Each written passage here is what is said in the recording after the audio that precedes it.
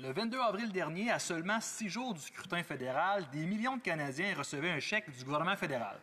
Un versement généreux présenté comme une remise sur le carbone qui totalisait 3,7 milliards de dollars. Ce chèque allait jusqu'à 456 dollars par ménage. Mais les Québécois, eux, n'en ont pas vu la couleur. Pas un sou. Et pourtant, les contribuables québécois ont payé leur part inégale de cette dépense. Ils ont financé, par leurs impôts, près de 814 millions de dollars de cette remise. Ils ont participé à la facture, mais ont été exclus de la distribution. C'est une injustice flagrante. C'est un geste électoraliste inacceptable. Et c'est ce que le Bloc québécois dénonce aujourd'hui. Nous présentons aujourd'hui une motion claire, légitime et équitable, que le gouvernement fédéral rembourse au Québec la part qu'il a payée, soit 814 millions de dollars, sans condition, sans délai. Ce n'est pas un privilège, ce n'est pas une faveur, c'est une question de justice. Voyons les faits. La taxe carbone fédérale a été abrogée le 1er avril 2025 par décret du nouveau premier ministre. Or, le chèque de la remise sur le carbone a été versé le 22 avril pour couvrir la période d'avril à juin 2025. Une période pendant laquelle il n'y avait même plus de taxes. C'est écrit noir sur blanc sur le site du ministère des Finances. Écoutez bien, M. le Président. Les paiements versés aux Canadiens en avril remettent les produits de la redevance sur les combustibles perçus durant le trimestre d'avril à juin. Mais comme il n'y avait plus de redevances perçues, le gouvernement a payé directement à même les fonds publics. Hey, M. le Président, c'est un beau cadeau, ça, pour le reste du Canada. Et ces fonds publics, M. le Président, ça inclut aussi les impôts des Québécoises et des Québécois. Et pourtant, on a exclu le Québec. Pourquoi? Parce qu'il n'était pas soumis à la taxe fédérale. Mais cette taxe abolie le 1er avril n'avait rien financé. La vérité, c'est que ces chèques sont un geste électoral pur. Point final. Payé avec l'argent de tous. Notre argent. Distribué à presque tous, sauf à qui, M. le Président? Aux Québécois. Le Québec paie, mais ne reçoit rien. Et ce n'est pas la première fois.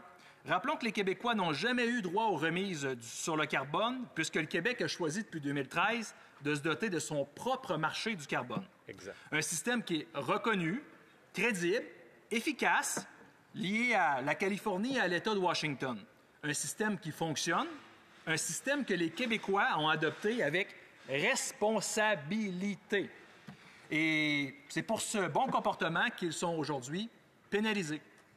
Prenons des exemples concrets, M. le Président. Une famille de Montjoly n'a reçu aucun des 456 $ versés à leurs voisins canadiens. Un couple d'aînés à Amqui n'a touché aucun des 334 $ que leurs impôts ont aidé à financer. Des étudiants à Rimouski, des travailleurs à Trois-Pistoles, des retraités à Saint-Angèle-de-Mérici, rien du tout.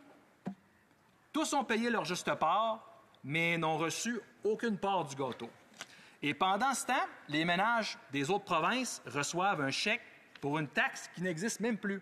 C'est beau ça, M. le Président, l'unité canadienne.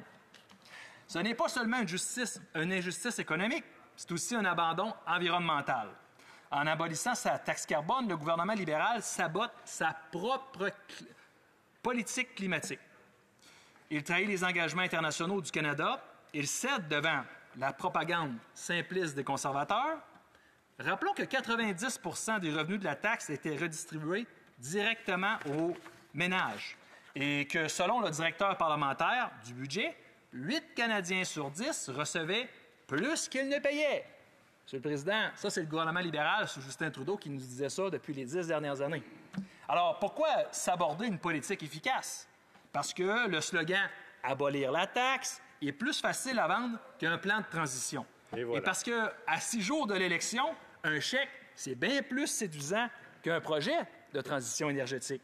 Et voilà. Et ce choix, il y a des conséquences. Pendant que le gouvernement abandonne le prix sur le carbone, l'Union européenne, elle s'apprête à appliquer dès janvier prochain un ajustement carbone à la frontière.